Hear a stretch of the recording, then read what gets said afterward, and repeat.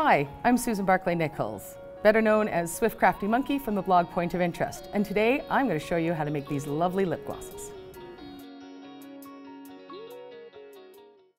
Today I'm going to show you a slightly more complicated lip gloss recipe that includes some oil-soluble extracts that'll work as vitamin C, antioxidants, and moisturizers for your lips. So for this project, which as I said is a little more complicated than a normal lip gloss, you'll need your basics and then you'll need some extracts. So the first thing we're going to talk about is fractionated coconut oil.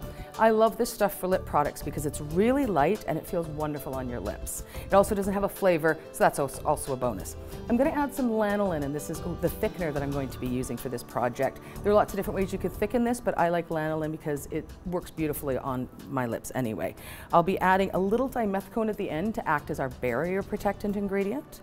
I have my sweetener and flavor, of course, because when I have a lip product, I have to have a flavor. I know, right? I'm going to add a few interesting extracts to this that we normally wouldn't see in an oil-soluble form. So for instance, I have multigrain, or a protein that's actually oil-soluble. So that's a wonderful moisturizer and emollient for your lips. I'll be adding some strawberry extract, which has some vitamin C. Plus, doesn't strawberry extract kind of sound pretty awesome when you include it?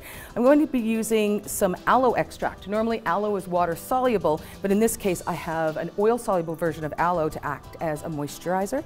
I have chamomile. I love chamomile. It can actually prevent transepidermal water loss, which is when you're losing water in your skin or losing water in your lips, for up to 48 hours. So, gotta have that in almost everything I make.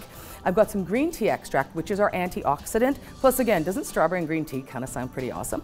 And then I have this really cool ingredient called dihydrazone plump, and it's a combination of lecithin and sunflower oil, and it actually will help plump your lips. So I've been using it for a little while, and I feel like my lips are plumper, so I'm going to use a little bit of that as well. So we have all of these different ingredients that we're going to go into this lip gloss. I'm using micas today, and I'll be showing that a little bit later, how you use the micas to color your lip gloss. You can leave it plain, that's okay, but I like a little color in my stuff.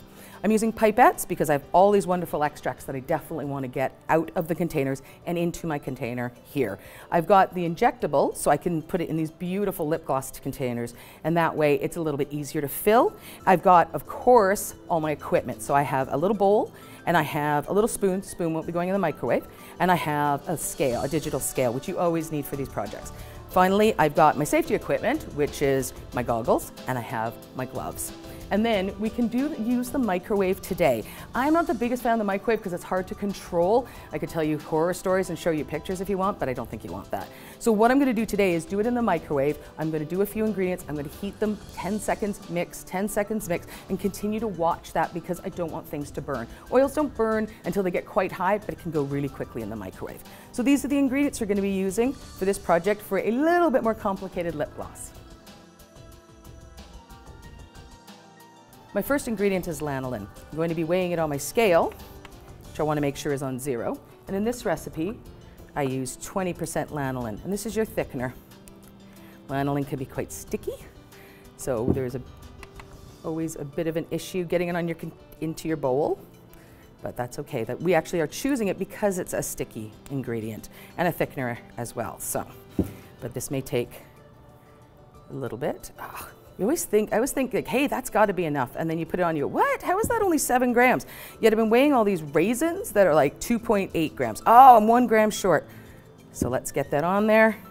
Now, how can a raisin weigh 2.8 grams? 20 grams. So that's where I'm going to be starting. So I'm going to place this in the microwave for about 20 seconds to start. You don't want to do more than that because oils can get super hot, super fast, and you will never know, and then it'll burn you, and then you'll be mad at me for not telling you.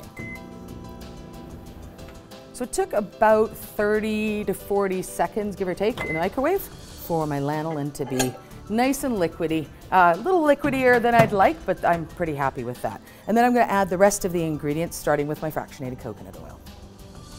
So for this recipe, I'm using 50 grams of fractionated coconut oil. What I usually do is add all the ingredients in here. You can use a pipette if you're worried about getting too messy. As I'm not the one cleaning up today, I don't have that concern. So that's always a nice feeling.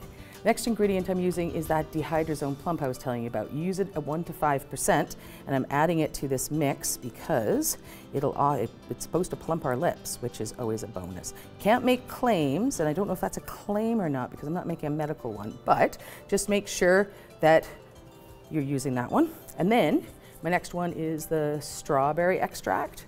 So this is actually an oil-soluble extract. It's really important in this recipe because it's all about the oils. You really want to make sure you're using oil-soluble ingredients, because if you add just aloe to this, it's going to be a mess and you need an emulsifier. Emulsifiers don't taste very good, and that's a whole mess. So one of the ingredients I absolutely love is the fact we can get proteins now as oil-soluble ingredients. So I'm adding 5% or 5 grams of this. You can see it's really thick and sticky, which is really cool. And this will act as a lovely emollient on our lips. And that's what sort of the key to all this. I found a lip gloss I really liked and they've discontinued it and I'm furious. So that's where this recipe came out of. Green tea extract, again, really make sure this is an oil-soluble extract and not a water-soluble one.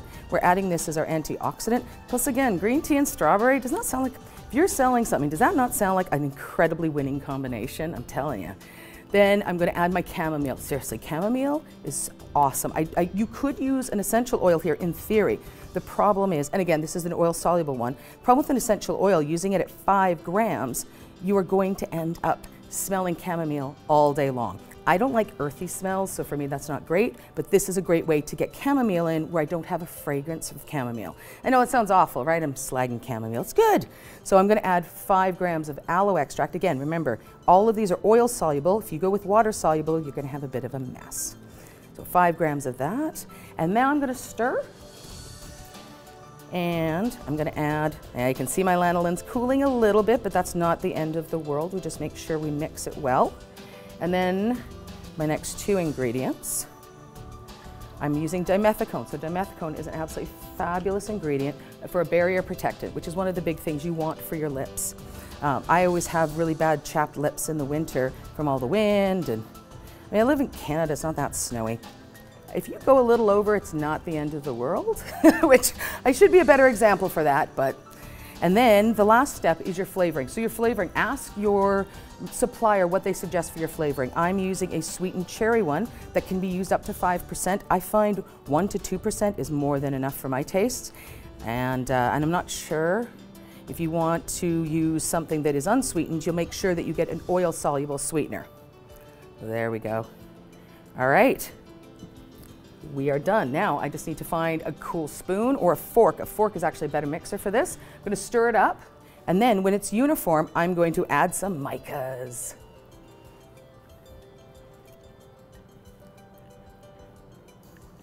All right, so we don't need to actually measure our micas by weight because they're so light. If we actually did them by weight, we'd end up with huge, just massive amounts of micas. So what I like to use is a 0.15 cc spoons. Those are little scoops you can find at our suppliers. I really like those. So this color is called red blue, and you want to use I usually in 10 grams, usually use one of those tiny scoops. For a batch like this, I'm going to use a little more. And I'm not being as accurate as I could be because I'm really just going for the color. I want to see the color of this. So if you wanted to change this into being a little more vivid, so this is going to be a gloss, it's going to be see-through when you're done. But if you wanted something that was going to be a little bit more like a lipstick, you could add some oil-soluble titanium dioxide or oil-soluble zinc oxide. Those are not sunscreen ingredients, they're meant as opacifiers or making things whiter. So you could add that, but make sure you're using the oil-soluble version of it. And I just want a little titch more. This is where, you know what I always say, this is cosmetic chemistry, but it's also a lot of art. So the idea, this is this red blue and it's got an iridescence to it. So it's really funky when you put it on your lips. And we are done. See how simple that was? And so as it cools, it's going to thicken. It's not going to be, that's pretty thin right now. But the lanolin cools, and as it cools, it's going to thicken this lip gloss up. And then we're going to put it into our containers. Rejoice, for you are done. So to fill these absolutely gorgeous little lip gloss containers, I'm going to be using this filling syringe. I need about 10 milliliters in this container, so.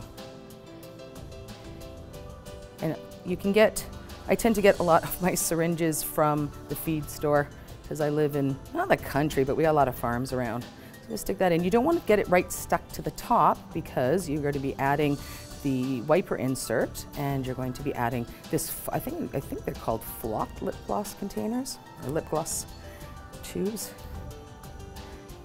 This is a lot easier than it looks. But this 100-gram batch will make about 9 of these little containers, of course, because grams and milliliters aren't necessarily one for one. Sorry. The nice thing about these little filling syringes is they are, I could do a titch more, but I think I'll leave it there. So I get my wiper insert. You gotta make sure you have that on there. I'm gonna push really, really hard. And you'll know you have too much in here because when you put this in, it'll push the wiper insert out. So make sure that's right down, and then add your lip gloss to. And you have made a gorgeous lip gloss. Rejoice. So at the end of this, you have yourself a gorgeous lip gloss. It takes about 24 hours for the lanolin to solidify, and that'll thicken up really nicely for you there. So you can customize this with different oils, with different extracts. If you wanted to make it less complicated, you could actually do it all with something like fractionated coconut oil, replace those extracts with something else. A little bit thicker. Castor oil is lovely for a little bit of a shine. This will shine nicely. Thanks so much for watching this video. If you'd like to see other ones, I've made other ones for the Guild website, or you can check out my blog, Point of Interest, at swiftcraftymonkey.blogspot.com. Thanks for watching.